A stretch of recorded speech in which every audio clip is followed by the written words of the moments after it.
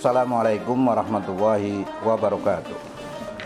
Sahabat Bawaslu semua, pada kesempatan kali ini kami akan lanjutkan bahasan terkait prinsip-prinsip demokrasi yang ada di dalam Al-Quran. Dalam pertemuan pertama kita telah sebutkan ada beberapa prinsip-prinsip demokrasi dalam Al-Quran. Yang pertama yaitu adalah asyura, musyawarah. Yang kedua adalah al-musawah atau kesetaraan atau egaliter. Yang ketiga adalah al-adalah atau berbuat adil. Yang keempat adalah al-amanah atau pemenuhan kepercayaan. Yang kelima adalah al-usuliyah, al-masuliyah atau tanggung jawab, dan yang terakhir adalah al-huriyah atau kebebasan. Mari kita lanjutkan pada kesempatan kali ini di bulan Ramadan yang penuh barokah ini, satu persatu terkait prinsip-prinsip demokrasi di dalam Islam. Yang pertama adalah asyura atau musyawarah. Memang asyura ini bagian, musyawarah ini adalah bagian dari tata cara pengambilan keputusan yang secara eksplisit ditegaskan di dalam Al-Quran sebagaimana pertemuan yang pertama, yaitu di dalam Ali Imran 159 menjelaskan, dan urusan mereka diselesaikan secara musyawarah di antara mereka, wa amrum syuram bainahum. Di bagian prinsip yang pertama dari musyawarah. Dalam praktek kehidupan Islam, musyawarah ini dilakukan oleh ahlul hali wal aqdi kalau zaman dalam Islam, yaitu pada zaman khalifah, kepemimpinan khalifah, yaitu memilih khalifah pada saat itu. Sementara mungkin kalau dalam demokrasi kita yang namanya asyura, bermusyawarah, ada yang di DPR, dari KPU pembentuk, Bawaslu bagian dari demokrasi. Memang sebagaimana pernah terdahulu kami sampaikan, yang namanya demokrasi itu adalah pergumulan pemikiran manusia, sementara yang namanya prinsip demokrasi yang ada di dalam Al-Quran itu kan berdasarkan dari wahyu Allah. Memang tidak ada salahnya antara demokrasi yang dalam Islam dengan demokrasi yang hasil dari pemikiran manusia itu.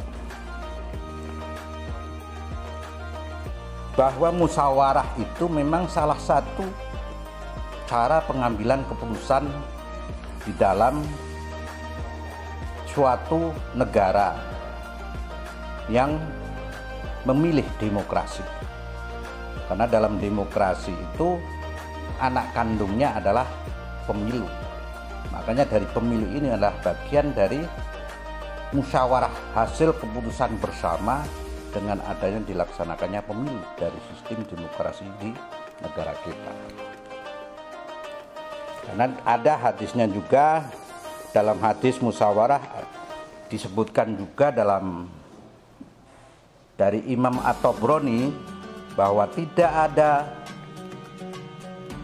akan merugi orang-orang yang beristiharah dan tidak akan merugi orang-orang yang bermusyawarah dan tidak akan merugi orang-orang yang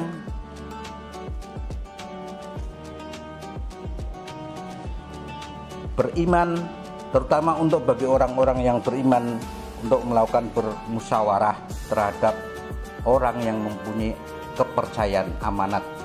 Artinya mengambil keputusan dalam musyawarah itu bisa melewati orang-orang yang punya amanah kepercayaan. Sesungguhnya orang yang diajak bermusyawarah itu meminta saran itu itulah orang-orang yang terpercaya. Ini hadis dari Abu Dawud, dijelaskan juga dalam hadis itu. Itu bagian pertama dari prinsip demokrasi dalam Al-Quran. Yang pertama adalah asyuro, bermusyawarah. Kemudian yang kedua, prinsip demokrasi yang kedua di dalam Islam adalah al-adalah, atau berbuat adil.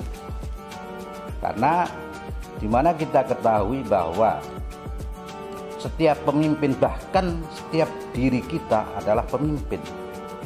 Bahkan ketika pemimpin itu terpilih setelah adanya pemilihan umum atau pemilihan kepala desa atau yang lainnya, itu adalah pemimpin, mereka diharapkan bisa berbuat adil.